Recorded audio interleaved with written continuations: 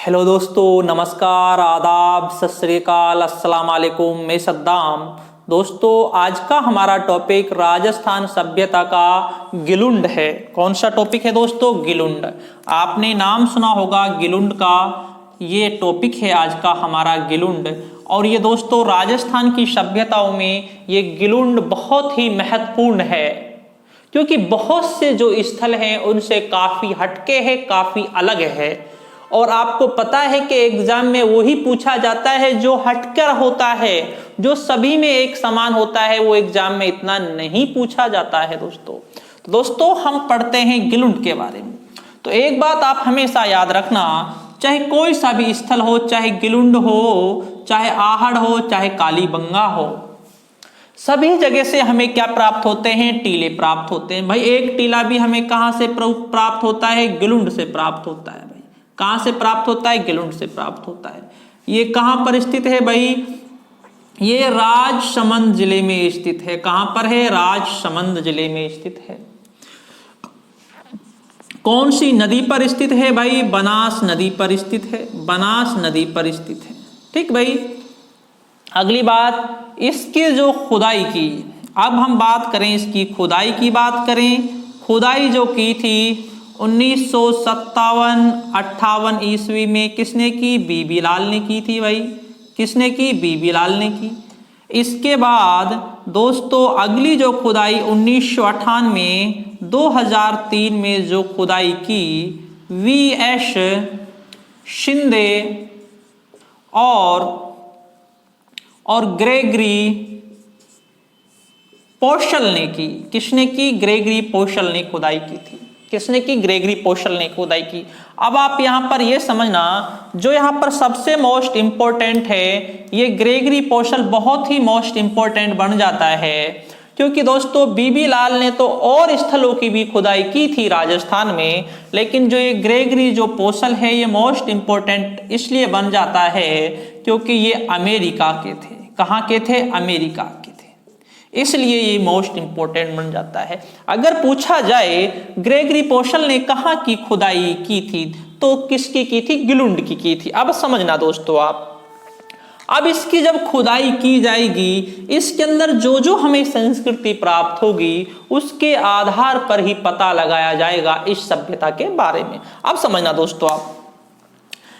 दोस्तों आप यहां से क्या क्या। पहली बात दोस्तों, ये बनास नदी पर स्थित है, तो इसलिए इसे बनास संस्कृति भी कहते हैं। क्या कहते हैं? बनास संस्कृति भी इसे कहते हैं। इसे बनास संस्कृति भी कहते हैं, क्योंकि बनास नदी पर है तो बनास संस्कृति हो गई। आगे समझना, यहाँ के जो स्थानीय लोग थे, स्थानीय लोग इसे क्या कहते थे? समझना, ये प्रश्न बहुत अच्छा है। मोडिया मंगरी कहते थे। क्या कहते थे? मोडिया मंगरी। समझना दोस्तों, हम किसी चीज को क्या बोलते हैं, क्या नहीं बोलते, लेकिन जो वहां के स्थानीय लोग होते हैं वो भी उस चीज के लिए, उस जगह के लिए नाम देते हैं। जैसे हम पढ़ते हैं आहड़ सभ्यता पढ़ते हैं, तो आहड़ सभ्यता को वहां के जो लोग थे वो किससे क्या कहते थे? उस टीले को आघट दुर्ग भी कहते थे, आघटपुर भी कहते थे उस टीले को स्थानीय लोग।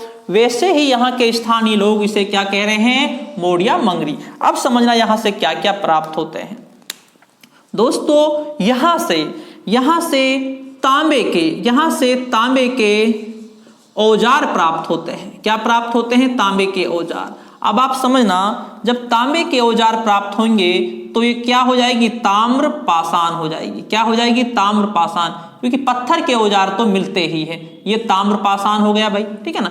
इसके बाद आगे समझना, अब यहां से और क्या क्या चीजें प्राप्त होती है दोस्तों।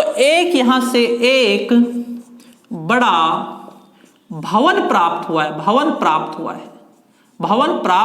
हुआ है भाई। ये भवन कोई नॉर्मल नहीं था, ये क्या था?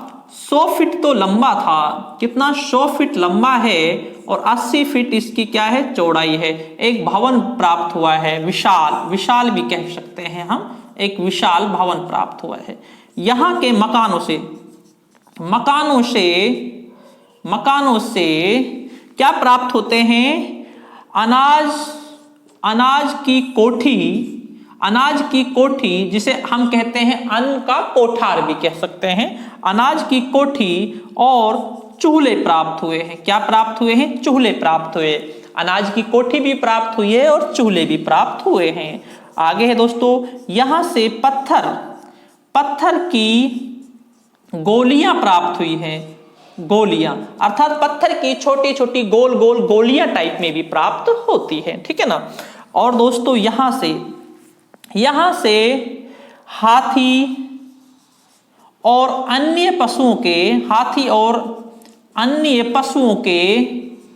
पशुओं के मिट्टी के खिलौने प्राप्त हुए हैं। क्या प्राप्त होते हैं? मिट्टी के खिलौने भी यहां से प्राप्त होते हैं, ठीक है ना।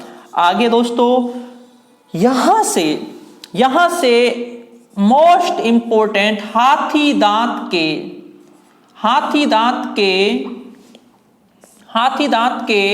सामान प्राप्त हुए हैं। किसके दोस्तों? हाथी दांत के सामान प्राप्त हुए हैं। और दोस्तों यहां से गेहूं के दाने प्राप्त हुए हैं। किसके? गेहूं के यहां से दाने भी प्राप्त हुए हैं। ये भी यहां से बहुत ही मोस्ट इंपॉर्टेंट है। किसके दाने प्राप्त हुए? गेहूं के, ठीक है ना। दोस्तों इसे हड़प्पा सभ्यता के पास स्थित थी। हड़प्पा सभ्यता के स्थलों से इसकी ज्यादा दूरी नहीं थी। जैसे कालीबंगा लेते हैं उनसे इसकी ज्यादा दूरी नहीं थी, ठीक है ना। उसकी तरह ही थोड़ा बहुत फली फूली भी थी, ठीक है ना। अगला है दोस्तों मकान कैसे बनाए जाते थे? मकान धूप में सुखाई गई ईंटों से बनाए जाते थे। ईंटों से, जो धूप में ईंटें सुखाई जाती थी उससे क्या बनाए जाते थे? मकान बनाए जाते थे। अगला दोस्तों यहां से छोटी छोटी हड्डियां प्राप्त हुई है। क्या प्राप्त हुई हैं? हड्डियां प्राप्त हुई है भाई। जिससे क्या जानकारी प्राप्त होती है? यहाँ के जो लोग थे वो क्या थे? मांसाहारी थे। जो छोटी छोटी हड्डियां प्राप्त हुई हैं उनसे मांसाहारी के बारे में जानकारी प्राप्त होती है, ठीक है भाई। मांसाहारी के बारे में इससे जानकारी प्राप्त होती है। तो दोस्तों और यहां से हम जो ये यहां से 5 प्रकार के, ये बहुत अच्छा है, 5 प्रकार के मृद भांड प्राप्त हुए हैं। नंबर 1 सादे, नंबर 2 काले, नंबर 3 लाल, नंबर 4 पालिशदार, और नंबर 5 में लाल और काले एक साथ ही। कहने का मतलब है 5 प्रकार के यहां से बर्तन प्राप्त होते हैं। सादा, काले, लाल, पालिशदार और लाल और काले यहां से मृद भांड प्राप्त होते हैं। तो दोस्तों ये था हमारा गिलुंड, जो कहां पर स्थित है? राजसमंद में स्थित है, जिसे बनास संस्कृति के नाम से भी जाना जाता है क्योंकि ये बनास नदी पर स्थित है। खुदाई की बात करें तो बीबी लाल ने 1957-58 में खुदाई की थी और वीएस शिंदे और ग्रेगरी पोशल ने भी इसकी खुदाई की थी। स्थानीय लोग इसे मोडिया मंगरी कहते थे। तांबे के औजार प्राप्त होते हैं। ताम्रपाषाण एक यहाँ से बहुत बड़ा भवन प्राप्त होता है और मकानों से अनाज के कोठी और चूल्हे भी यहाँ से प्राप्त होते हैं और पत्थर की यहाँ से गोल गोल गोलियां प्राप्त होती हैं। एक मोस्ट इंपोर्टेंट हाथी के दांत के यहाँ से खिलौने भी प्राप्त होते हैं या हाथी दांत के यहाँ से सामान भी प्राप्त होते हैं। ये बहुत ही अच्छा है। और मकान जो बनाए जाते थे धूप में सुखाकर बनाए जाते थे। गेहूं के यहाँ से दाने प्राप्त हुए हैं और हड़प्पा सभ्यता के आसपास था, ज्यादा दूरी इसकी नहीं थी। तो दोस्तों ये था आज का हमारा गिलुंड सभ्यता या गिलुंड स्थल राजस्थान सभ्यता का। तो ठीक है दोस्तों, शुक्रिया दोस्तों, धन्यवाद।